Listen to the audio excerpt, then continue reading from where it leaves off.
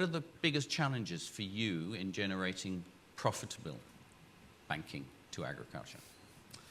I think keeps you awake at night, of course, after your charmed life. I think that for me, it's in Rabobank, because we're very focused on in food and agribusiness. I think we've over time become more comfortable and more adaptable, to risk taking, in particularly in financing farmers in emerging markets. I think we always strive to be better, to learn more, to put we believe what our competitive advantage is F&A knowledge and expertise, and how do we as a financial institution really, look within to tap those resources and that knowledge and be able to share that with our customers and our clients, and in doing so, demonstrate real value. Rabobank, we view, because it's a part of who we are, we really see it as being partners with our customers and clients versus just a means of financing them. But you made an interesting comment, which is the one about actually we've become more comfortable with risk, and then the implication was that it's about greater knowledge that you have, that mitigates the risk. I mean, I'd like to think so. I think that's our ambition, is to really to share our knowledge, and in doing so, that mitigates risk. It provides greater value and service to customers, and in doing so, we think that that's building a long-term relationship. So we're not just in it for this cycle or the next cycle, but to have a much longer term view. Because F&A lending takes that today. It really demands you take a very forward-looking view, and not just you're not just there for the good times. I mean, the things that you were talking about there, about the transitions that you were seeing in the supply chain for these large companies, is that something that you're advising people to do, or is that something that you're observing and you're reflecting that back to us? In other words, do you become an advisor to the people who borrow money from you? Yeah, it's a great question, and I think it's always a learning process for us. Yeah. Our ambition is to look beyond the horizon and see, how we should be advising our clients and what they can expect. But I think you have to be practical about it too, and realize what should our ambition be over the next 2 to 3 years, and how do we get there, and do we have the resources, to do that. But we're always thinking and talking and sharing with clients as to what's our ambition longer term. Okay, Florence. So you have over 8 million customers. How on earth do you manage to keep that profitable? What's the tricks that you've learned over the last 24 years? In 3 minutes, that's all. What I would say is the initial investment with the people, getting the people right, is one of the key factors. And sometimes you will have to put much into it before you see results. But once you get it right, the results will start coming in. The second issue I'd look at is with agriculture, sometimes the macro and micro environment is very dependent on what you would call profitability. Yeah. Sometimes you will invest and nothing comes back. Yeah. But I think the beauty with it is when you are forward-looking, one season is not going to knock you off. Yeah. There is also another season, and you're in it for a long term. The other thing I would want to look at is investing, even if, for example, like Equity Bank, the systems behind that support agri-lending, because when much as you would want to look at it as another banking, another sector in the banking, in your banking, it's also a bit different because of some of the complexities. So you would also want to look at that in a cost-effective manner, and also keeping your risks as low as possible in an environment that, yes, has some perceived and real risks. So when you keep your risks low, you get a high profitability. The good thing again with agriculture, as you have said, the numbers move the business. So you have a lot of customers, Yeah. you have a lot of customers coming your way, and if you're innovative enough, you make good out of it. Can you expand a little bit about, you said people. Yes. What, do you have a program for new staff? How do you take them through it? Why I said it requires initial investment in the people, the first agriculture lending we did in Equity Bank was done by people without an agriculture background, Yeah. just bankers. Yeah. It did not work. Uh-huh. For us to realize that you need people with an agri background Yeah. and turn them to bankers so that they can deal with the farmers. That is a bit, it's quite an investment, because even getting the agri people to start thinking banking, Yeah. training them on banking, Yeah. then once you train them and bring them to the bank, they have to do things differently. It's not your normal banker look. It's Yeah. somebody who will be more oriented on the field, somebody who is ready to go an extra mile to advise Yeah. farmers, Yeah. but still is benefiting the bank. They have to balance between what their passion is. Having background in agriculture, you'd expect they're more passionate with the farmers. When they go to the field, they get more engaged and Yeah. all that. But you also remind them that you're here for the bigger Yeah. benefit for the bank. So training is big time. Training will cost you a lot, because induction alone for a new officer would take close to 2 months. Yeah. Yes. So your advice is, don't try and train a banker to be an agriculturalist, train an agriculturalist to be a banker. In my case, that doesn't work. Train an agriculture person to be a banker, not a Interesting. banker to be an agriculture person. Is that your experience, Michael? Yeah, the field officer is pretty much the same, yes. Yeah. Okay. But at the supervisory level, you should have, to begin with, the bankers at the supervisory Right. level. Yeah. So So tell us a little bit about your bank, and how do you, what are the profitable areas there? What are the areas that are changing? yeah, see, when you look at agricultural lending, there's always going to be a cap on how much you can charge to the farmer. Yeah. So given that, you have to constantly work at reducing your cost. Right.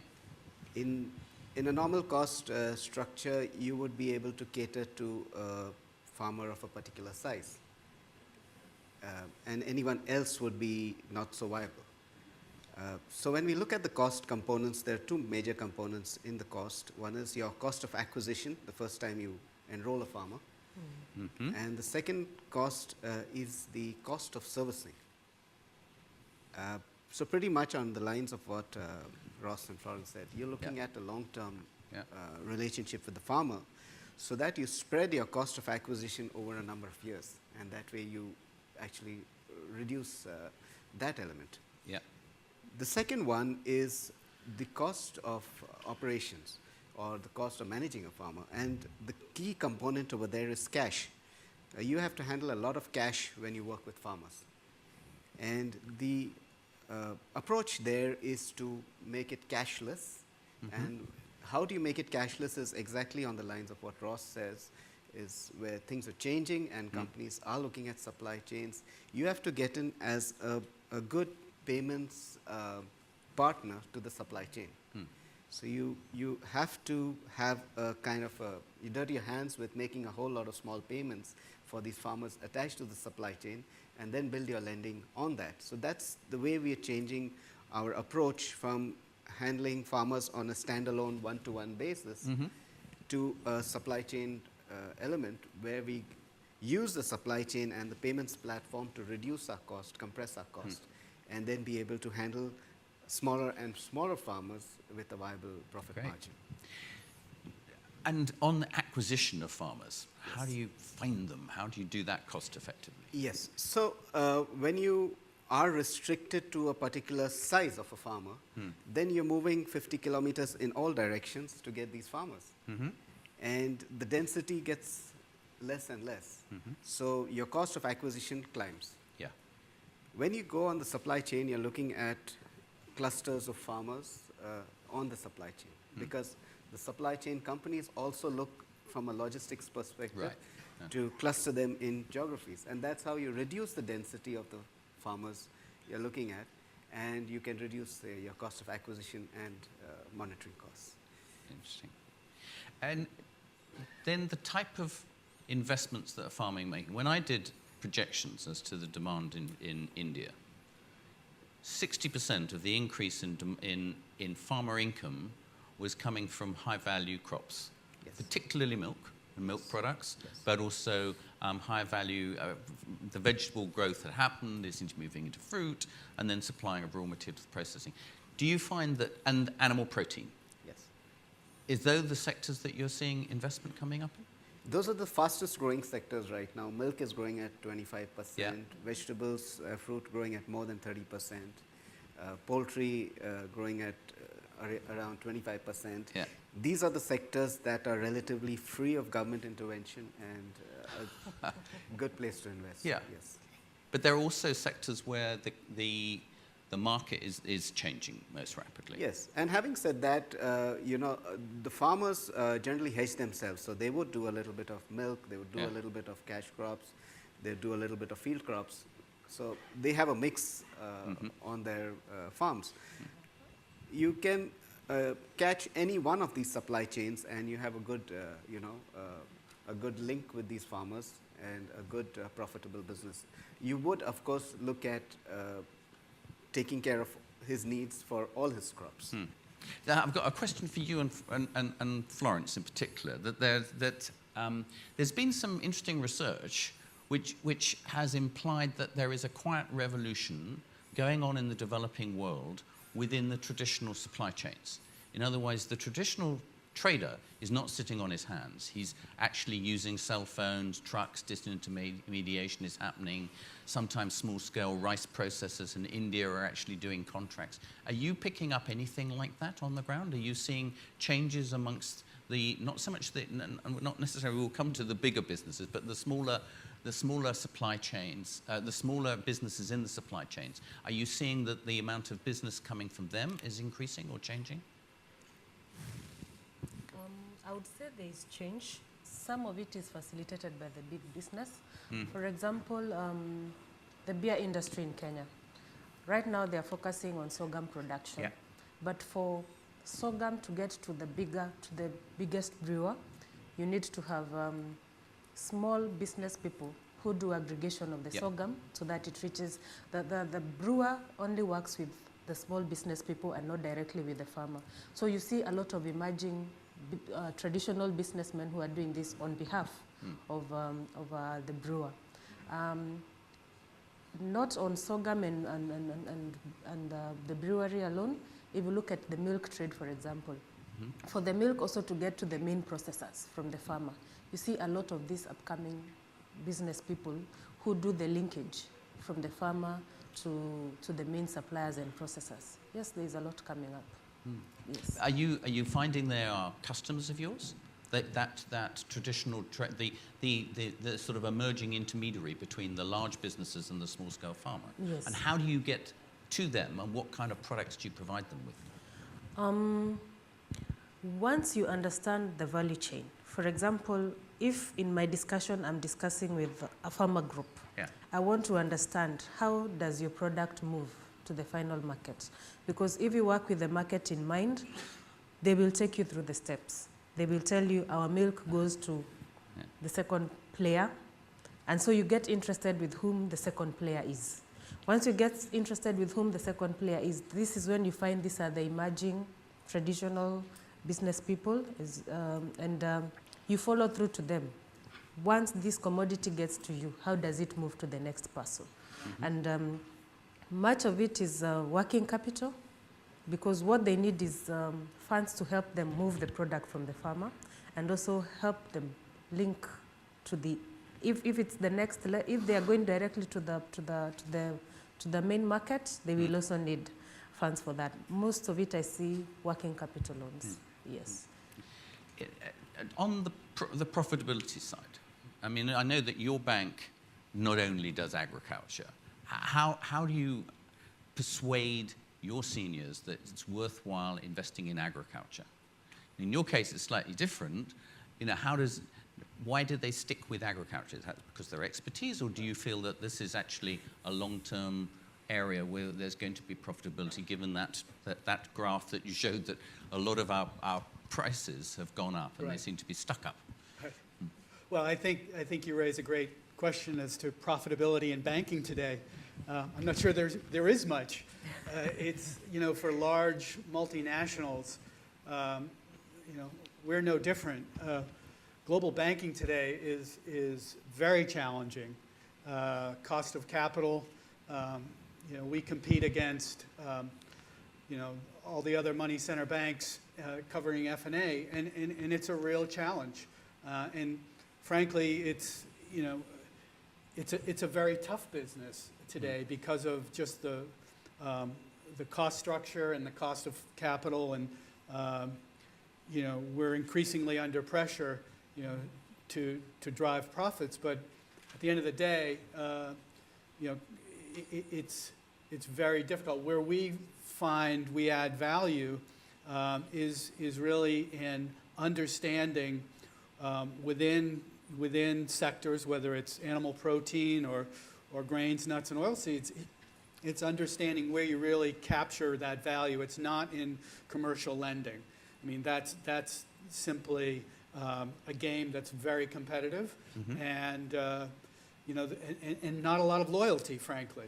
Where we've had to focus, and I think where we've excelled, is really developing longer-term relationships and facilitating, providing what I call global client solutions, where you're offering customers really bespoke strategies, structures, and forms of finance that are really, tapping into, their knowledge, but also our knowledge of, the commodities, the products, and the goods and services, and combining that into really custom-tailored solutions.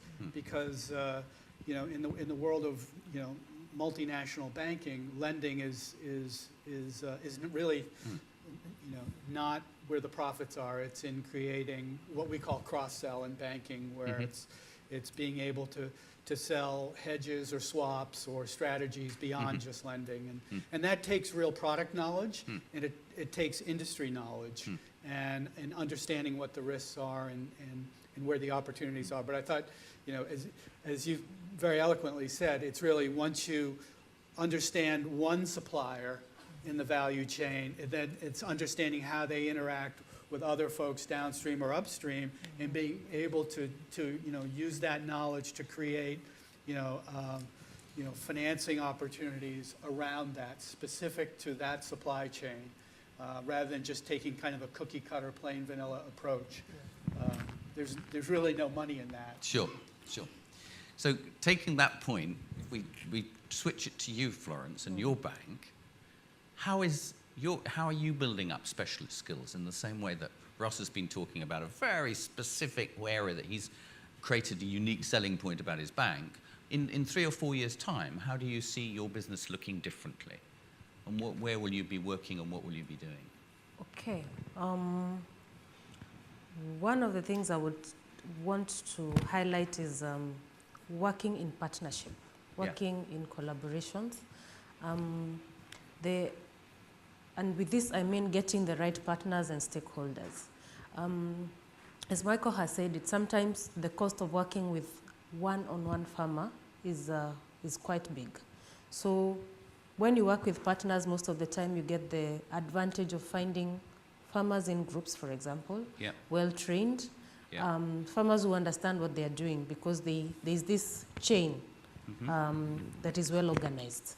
So getting into partnership with the right partners. The other thing is getting innovative products. We have recently introduced agency banking. And agency banking is helping us access the rural areas where mostly you'll not find the commercial banks. But that agent is just the local shopkeeper who is well known. Explain agency banking to me. I'm not a banker. I'm an agriculturalist waiting to be trained to become a banker. Well, simply put, I would say agency banking is where a bank goes and identifies people who can take its financial services closer to the people. Right. Not in the bank sense, but in just the normal people we are used to, our shopkeeper, our Yeah. butcher, our tailors. Yeah. So what will happen is that the bank will get various customers coming to apply, people with another business. Then they will be licensed by the central bank to carry out financial services. Then you introduce a point of sale. So if a customer has an ATM card, they are able to get the services from that person. So other than just getting the other bank services, we are introducing credit services such that an agent is able to do sourcing for you. So by the time they are bringing in a customer, they have already pre-qualified that Yeah. customer for you. Yeah. Yes, so it becomes, the cost of sourcing becomes quite reduced Yeah. for the bank. So that is another space. And also getting into the farmers you're growing with, into the SME space, agribusiness. Yeah, so in the next 3, 4, 5 years, Yeah. that's where we want to be.